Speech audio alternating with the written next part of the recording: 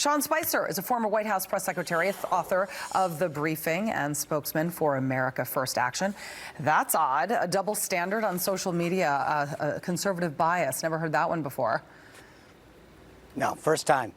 Look, this is something that's gone on well before now. We knew this during the campaign. I was personally involved in an incident that I mentioned in my book where Jack Dorsey personally got involved in canceling an ad buy that we had on behalf of Donald Trump and the Republican Party, because he thought it would disadvantage the Democrats, and Hillary hadn't taken advantage of a similar type of buy, so they canceled ours because they didn't think they knew it would give us an advantage.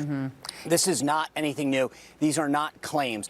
Every instance occurs against conservatives, and then every time they blame an algorithm. And I think earlier in your segment that Doug was doing, you're absolutely right. Humans create that algorithm, and if you're liberal going in, you're liberal coming out. The bias always is against conservatives. We've got to start pretending it's claims and allegations. It's real, and it's against the president, and they're doing everything that they can to stop it. And it's not just Twitter, it's Google, and it's Facebook, and all the other social platforms.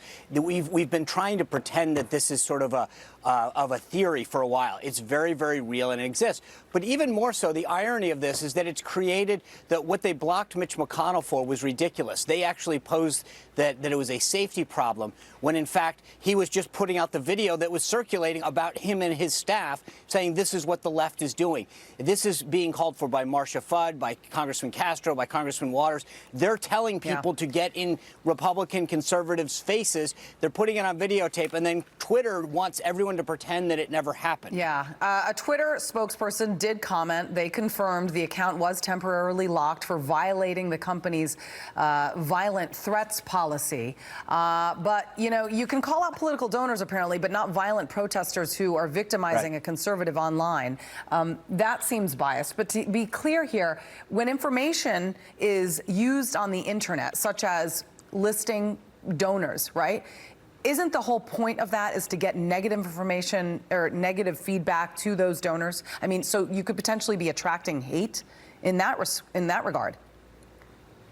Absolutely. There's no question about it. I mean, Congressman Castro put those names together and out for a reason. He's very clear that he wanted them to, quote, think about their actions, but that's not. He wanted people to react viscerally to them. He wanted them to get doxxed, to get trolled, to get threats. That's what he wanted to do. And anyone who says otherwise is kidding themselves, because that's why you do something like this. And it's the same thing with the event that's going on today, is that now we've got worldwide boycotts of the different entities that this individual is affiliated with.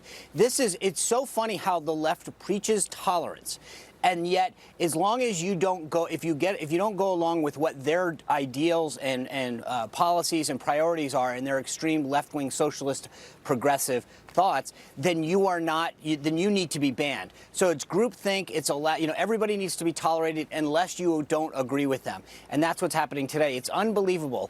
That someone who wants to donate to the president, who supports his policies or him as an individual or the Republican Party, gets targeted. And that's where I think that these guys understand this is the only way that they can win. They talk about, collusion and things in elections. The bottom line is that the liberals have tried to control social media, the mainstream media, and now they're trying to control corporate America through boycotts to make sure that people can't go out there and support President Trump and conservatives. Yeah. Now, to be clear, campaign donor information, obviously, it's public information, especially in the age of the internet, where information is so easily accessible. But Castro was doing much more than that. He wasn't just disclosing public information. He was trying to put bullseyes on people's backs. Now, the National Republican Senatorial Committee says this: the NRSC will suspend all spending with Twitter until further notice. We will not spend our resources on a platform that silences conservatives. Do you think this will be a strong enough message to Twitter to stop the bias?